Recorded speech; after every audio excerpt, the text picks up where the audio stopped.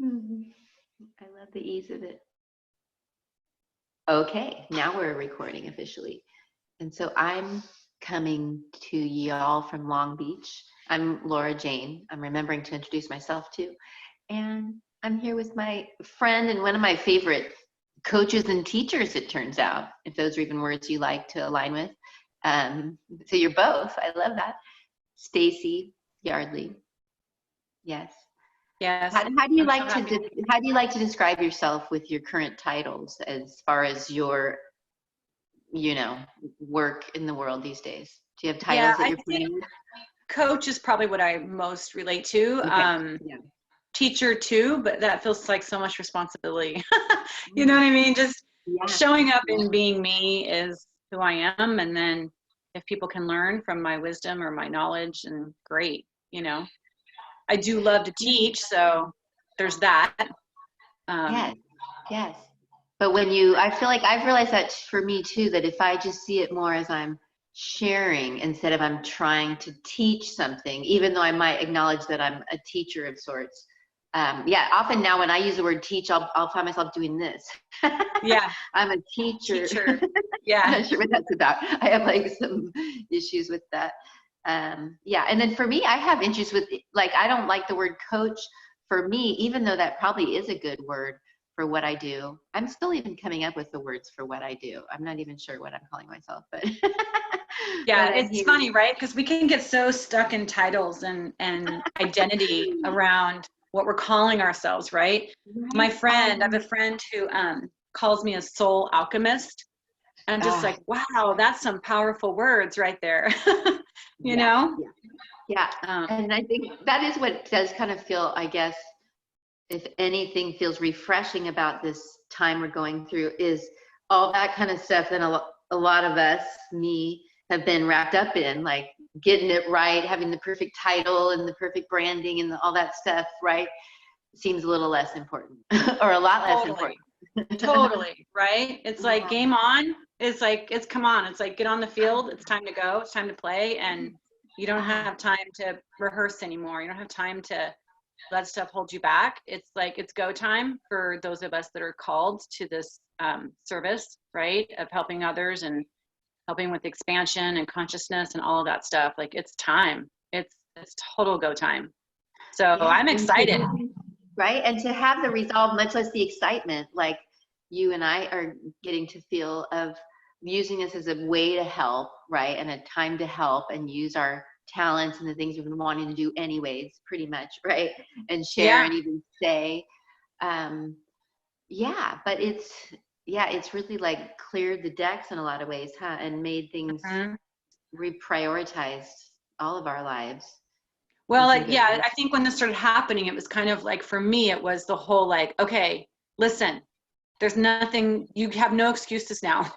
You cannot use work as an excuse. You cannot use like, I'm not ready as an excuse. You cannot use anything that's going to hold you back and cause you to be like, nah, I'm not ready, because the world needs you, me, you, like others who are in that place. And it's like, it's now or never, really. And you can say that all the time, but in the time of crisis, in a time where this is like such a ripe period for consciousness awakening, like there's the strike while the iron's hot, right? Like it's just yes. Ooh.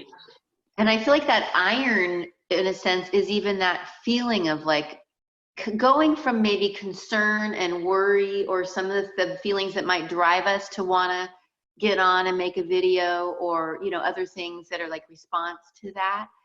And I'm just thankful too that to have become like people that are in our flow with trusting our creating, and you're someone who your message is exactly what you've been saying the whole time, is you're still saying it. Right. So it really, you're someone I can look at and see like, wow, what you've been saying and sharing is still the same, but it's like, we just need your message more than ever, right? And your message is probably even like evolving for yourself within it, right? Well, it's funny because I was just talking to a friend about this on the phone, and I was telling her, it's one is the preparation, right, and of being prepared for this time, because it is my messaging and stuff. But really, I think people are, I'm looking at this through the lens of, this is a good thing that's happening for our global, you know, expansion. And this is a consciousness awakening, and people that normally would not hear certain things or would not see certain things in the way of opening up their consciousness and awareness, now they are. So it's kind of like, you know, when you go through a divorce, or you go through the loss, a death of somebody, or you go through that shattering, right, or that shaking of awakening, right, that happens in a crisis situation, oftentimes will cause people to shift or wake up, you know, and evolve into a whole new being. And so I see this more as a collective consciousness opening, like a collective crisis that we have happening, and that people will, who were normally just busy and going about their days and not really giving a crap, right, about like any personal growth or any awareness or anything like that. It's kind of like that shaken awaken is how I put it. Like, you know, they're just, we're shook up, you know, and things are flipped upside down for a lot of us. And that's what causes people to really stop and take stock in their lives, kind of like ask the questions that ponder, like, what is this about? Why am I here? What's happening?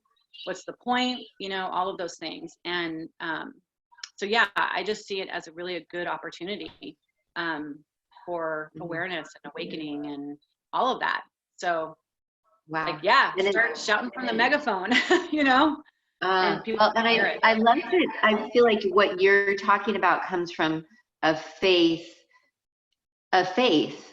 that somehow you just know that maybe somehow this is serving us, or you've already got your eye on like how this is going to serve us and what that could even look like. And so how do you deal with like the, you know, the other side that might say like, oh, we're maybe, I don't like thinking of two sides or anything like that, but the questioning of that not being practical or realistic, or, you know, what if the news is saying it's going to be this, or, you know, how do you balance that out with yourself, and then even like in your conversations with others, like, because you also seem like, even as you seem so like rooted in your spirituality and your faith, and that's really what you speak from and why it has such power, but yet you also seem very aware and so in touch and so real. And I know you always speak from your own pain and real life experiences, right? And so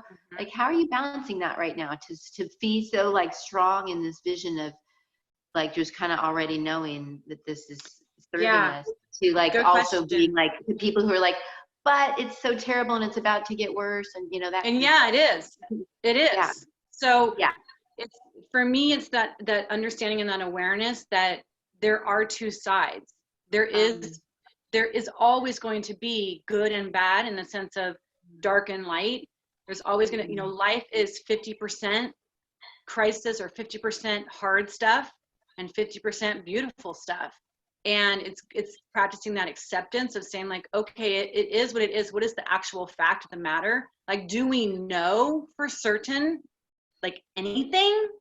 Like, is anything certain? You know, I just did a live about that this morning. Was a lot of people were like, well, everything's so uncertain. But if you stop and think about it, life is always uncertain. right. We're just not so aware of it, or it's not so much in the spotlight. Right. Yeah, right. So that it hasn't comes down changed to that much for us. Our actual uncertainty of living till tomorrow or next year hasn't actually changed as much as we think it has, or just our awareness of it. Right. That's right. Yeah, right. That's a good point. And so it becomes like, what do we want to focus on? How do you want to feel? Hopefully you can hear me, because it's saying my internet's unstable. You know, it comes down, for me, it's a lot around like, hold on, I'm getting off the, it comes down to, you know, how do I want to feel?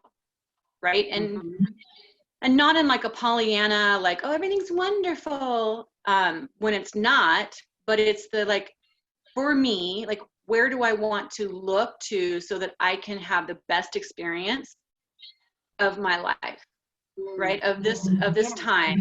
How do I want to choose my experience, right? How do I want to look through this lens that I'm perceiving the world, and how do I want to experience it? Do I want to experience it in pain and anger and frustration and all that catabolic energy that comes with that, of looking at the hard stuff and paying attention to that? Or do I want to say, like, I want to stay in peace and love and harmony and joy and possibility and all of that? Because you can't have both at the same time, right? It's either one or the other. And so it comes down to choice. Like, what do I want to think about? How do I want to think about this current situation and how I want to feel? And how I want to feel is going to determine how I act, right? Or how I don't act. And then that's going to determine my result. So in the sense of, like, we create our reality, we get to choose what we want that reality to be. And if we go into the space of, like, it's dark, it's horrible, we're all going to die, or maybe we're not going to die, but everyone's going to get sick, and this is going to happen, and that's going to happen. We're predicting the future. We're literally predicting the future based on the emotions that we're feeling, and we're going to create that. Right? It's dangerous, right? Yeah. It's dangerous. And yeah, I've definitely seen glimpses of that, like, wow, we could have our own experience within this. Like, even currently, this stay home time, it's really not a bad reality for a lot of us, right? It's actually pretty darn good, right? And you could probably be having pretty good days right now if you're not, you know, you might even feel like there's something wrong with you if you're having pretty good days right now. But I'm actually like, wow, I'm amazed that I'm having pretty great days, even though so many people, you know, like, it depends on what you're looking at and watching, even as you want to be aware, right? So right. And I think it's normal to have fear, right? It's normal to look at the stuff and be like, okay, what do I need to know here? Who do I listen to? You know, where do I look for my information? That's super important, right? To know that we're basing our, you know, experience and what we're looking at through the information that we're receiving. Is it true? Is it, you know, real, or is it false information that's causing more fear and doubt and worry, you know, all those things? Because I can go there. Like, believe you me, I can go into the depth of the darkness very easily. Yeah, me too. It's so present, right? Well, and I also want to bring up, I feel like for people who don't know you, it might be interesting for them to know, like, part of your story is, I know you've had like some chronic health stuff that you've dealt with, right? And a lot of like pain issues, beyond just like human life, emotional pain stuff too. But so that I feel like gives you an interesting place to speak about this from, right? Because this does involve our health too. Totally. So yeah. Totally. And how we think and how we feel affects our body, right? You know that. I know that. It's that our body's listening, our cellular body is listening, and it's dictated. Science now has determined that, you know, our genes they can mutate based on our feeling and our emotions and how the mind-body connection works. And so if you go into those darker places with that, what I call catabolic energy, which is that heavy, darker stress, anxiety, tired, frustration, all of that generates that kind of negative catabolic energy, right? It's heavy energy, and that breaks things down. It breaks our systems down, which eventually will break down our immunity. And so if you have an underlying condition, like I do, I have an autoimmune, it's really important to understand that you are in control of that, and to a degree, like, you can make it worse, right? And you can definitely make it worse. And so it's practicing the things that will help it stay, you know, at a temperature even more vigilantly, knowing, like, you may be saying, I am someone with an autoimmune issue, at least, you know, in the past, that's been something, right? And you could be someone who could be extra scared, but you're knowing that actually means you need to be even more on how you're feeling, because you are so clear now, right? If you weren't before, I'm sure how much your thoughts and feelings are affecting how your health is feeling. So, and that's often the gift of those kind of things. So, and that's such an interesting twist about this whole thing, is that we're so engaged and we want to be aware and we're feeling it, but then that, in some ways, that's like the worst thing for our health, if that's what we're actually worried about here. So it's very interesting. Yeah, it's very much so, because I have found that I can kind of slip into that place of like looking at things and kind of like thinking like, I'm not worried, I'm not scared, I'm not afraid, but then my body will be like, hello, like, me too. I was going to say that. Like, I'm having a reaction here, and you're like, whoa. So it actually becomes a gift in a way, right? Because my body can now tell me, yo, like, check yourself, right? And I'd be like, oh, wait a minute here. And you become, you know, in relationship with your body in a whole new way, you know, and love it in the sense of like, it's your barometer. It becomes a barometer of like what's going on. I'm so thankful for that right now. That happens so clearly for me and you're right on this. Sometimes I won't even, as usual, realize that I'm entertaining those thoughts or, you know, thinking things like I'm trying to be aware, listening, you know, and things that could be true and probably are, right? Like you said, it also is this like being present with what is, but I'll feel it in my body when I like right away. When I start to go down that path of worry and fear at all, you know, whether it's for myself or for the people I love or for the world. And it's just, so it becomes a gift to be able to feel that in our bodies and then respond and then somehow feel like we can shift it. Because I know for me, I felt like I've gotten pretty good at being able to shift it, but sometimes lately, that's why I feel like I have to stay on top of it because it can get going in a momentum, right, where it can be hard to shift. Where you just like, that's where things like, actually, I'm glad to come to this point, things like dance have helped me so much. Like I need that every day right now. I was already realizing that, but more than ever because of that energy that I'll feel trapped in my body with that fear, for instance, is like the only thing, even that my mat practice helps me a lot, my breath work, my journaling, everything, but dance, I need it. So I love that you bring that too, because you're doing bi-weekly Zumba classes with like a large group, right? Because you were doing every that week, every week, twice a week. Tuesdays and Thursdays, For now, Tuesdays and Thursdays. Yep, I'm looking at actually adding. Go ahead. What? I bet that's so fun. It is because I'm adding and I'm looking at adding more. You know, even just last night, like I've only had 2 so far. We just started. But even just yesterday, I had a really heavy day. I had to process some heavy emotions that were coming through from a personal experience that I was having. And I had processed through them and, you know, was just feeling a lot of that. My body hormonally has been acting up. Good Lord, I'm 50, right? And I'm crossing over into that place. And so my body I just was feeling it everywhere and just the whole day. And it was one of those points where accountability of having to show up for your people, right? And show up for your students. They were waiting for me and I went on and we did our class and boy, what a game changer. Like I came out of that and I felt so much better in my spirit. And then afterwards took a salt bath, right? To really nourish my body and to really feel into it.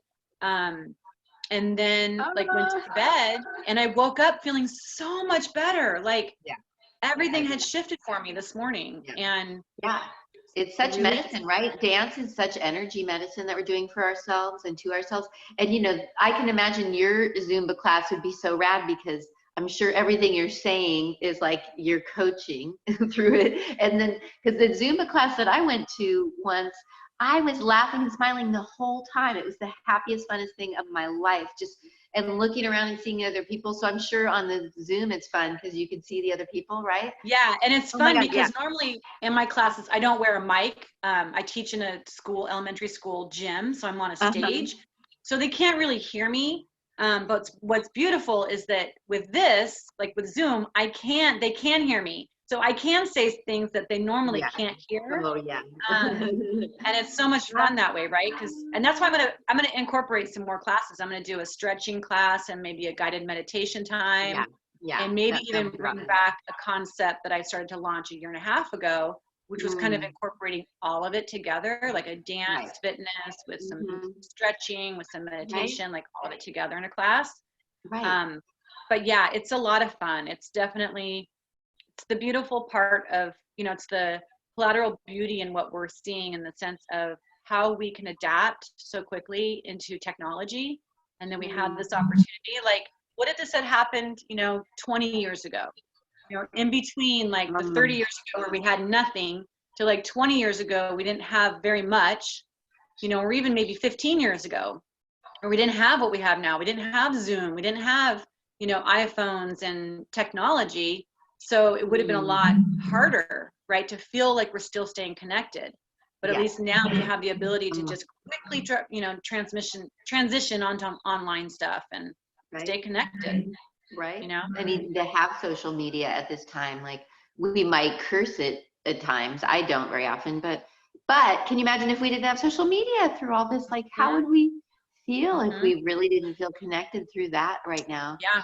Woo, Yeah. I would feel so much different. Right? Even though I a have lot to harder, watch my consumption like usual with how I'm using social media and how it's making me feel, but generally I really appreciate it, you know, because it can be a chance to connect. Yeah. Same here. Same here. And then it's expanding, right? So now what I love about the Zumba stuff now is that people like you, right, who are in California or other places that have always wanted to take a class from me, I'm like, you can take a class from me now. Right. Like you can jump in and let's do it, you know? Getting us to do that kind of thing.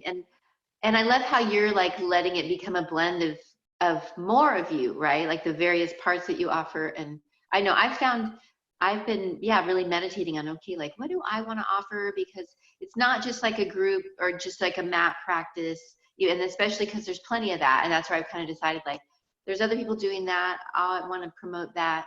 But yeah, it's been me too looking at like, what kind of things would I like to do with people online? Like what are really the things that I like Oh my to do? goodness, LJ, like there's so much opportunity for you right now, right? With your teaching and like people that are homeschooling now or.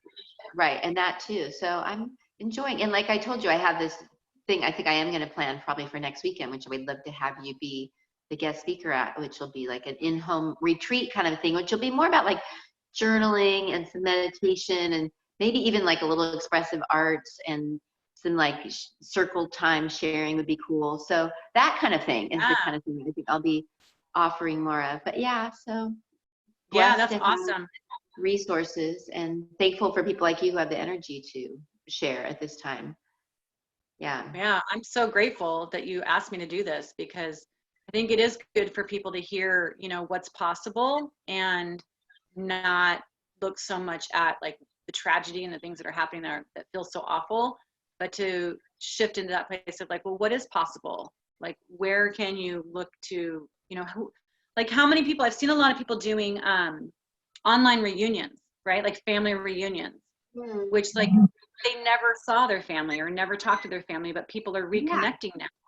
So even if it's like you're just sitting at home and you don't have a business or you're not looking at, you know, creating something, even though we are creators always, but you know, there's ways that we can look at this as an opportunity to like reconnect with family and go through our contact list and be like, hey, haven't talked to you in like 5 years. How are you? How are you handling this? Right? And what's possible in those connections? Like we could, who knows? Right? Yeah, like it's really getting us to connect in new and better ways with people we might have wanted to anyways. So yeah, that's a real blessing of it. Well, I feel like we could talk on for hours and hours, but I suppose this could be a good pausing point. And yeah, let's just figure we'll do this again soon. And then maybe it'll love to. Like live, because that'd be fun. I would just like to have someone like you and I just get on with some frequency to do this kind of thing. Yeah, I would love to. We call it, I would totally love to. That just makes me happy. And I feel like, I feel like it's helpful for people. I know it's helpful for me to hear how people around me are responding to this and moving through it and taking care of themselves and choosing to see it and talk about it. So I appreciate that you've been willing, and let's continue to.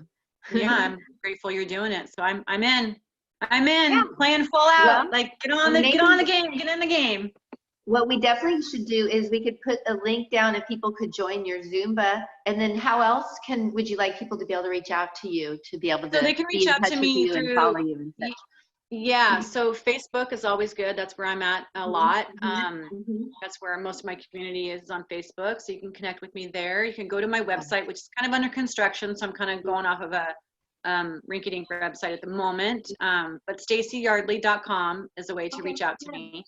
And just look for me and find me and follow me and let me know if I can help or serve in any way possible.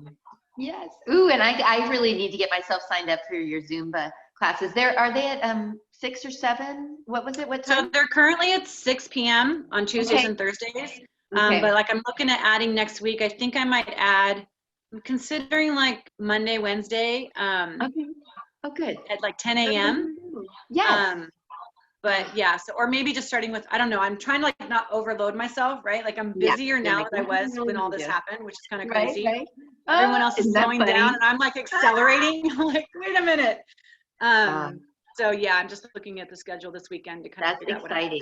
But I would love to spread the word, because same thing, like I can think of so many people who I think would love doing Zumba with you, because Zumba has been such a rage, and I totally see why. Like, I think it's the best thing that's hit the planet in a long time. I'm so excited about it. And then when I did go, I realized how much the person teaching it got to kind of share their wisdoms, kind of like teaching yoga, right?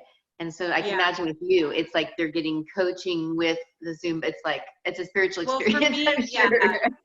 For me, it's really about just joy, right? Like I just let loose, and my people just have fun. Like, let's just have some fun. That sounds so we're fun. so serious and like bogged down every 23 hours of the rest of the day. Like, let's just have some fun and dance. And who gives a crap what you look like? Like, no one's gonna see you, right? And you don't turn have off to the have video on, right? Yeah. Yeah, and you can turn off the video man. and just watch me.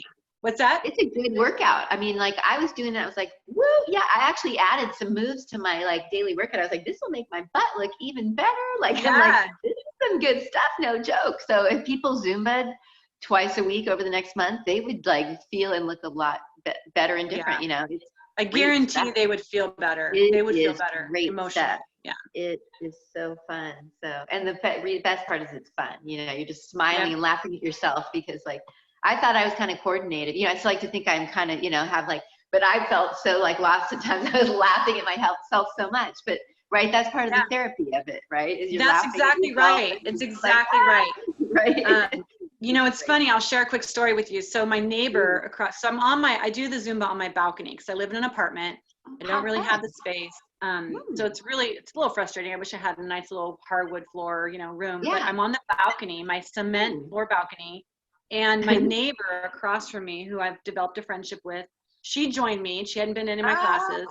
And so we're online, you know, and I'm teaching online with the computer in front of me, but then she's essentially behind the computer on her balcony. And she's just like, she can't even follow the steps, but her grin and her face is just so lit up. And that's what Zumba does for people. It just really lights them up. And it's a lot of fun. I absolutely noticed that when I was at that class. I was just like, this is the best thing I've seen in a long time. And I seriously had a smile on my face the entire time. I was just like, I was just laughing and smiling. I'm like, this is the best thing ever. Yeah, it was so fun. Exactly. It gets me laughing and smiling just to talk about it. Right? Just to remember myself feeling kind of cool, but mainly clumsy. You know? Yeah, and it doesn't, all to a Latin beat, right? Of like, you know. That's what's something liberating, and maybe especially for women, you know, but I'm sure men too who are drawn to it. There's something about it. It's very soulful and and sensual. Yeah, it really can open you up sensuality wise. Okay. Yeah, now I'm excited about that. Cool. Well, thank you so much, and I love you. Thank you. And I didn't even get to tell our like childhood story, but that's okay. We know that, and other people can hear about it later. Yeah. I love that we had that. We'll leave that as a mystery for now. They'll make them wonder. All right. All right, my friend. Thanks, Stacy. Talk to you soon. Thank you. Okay. Bye-bye.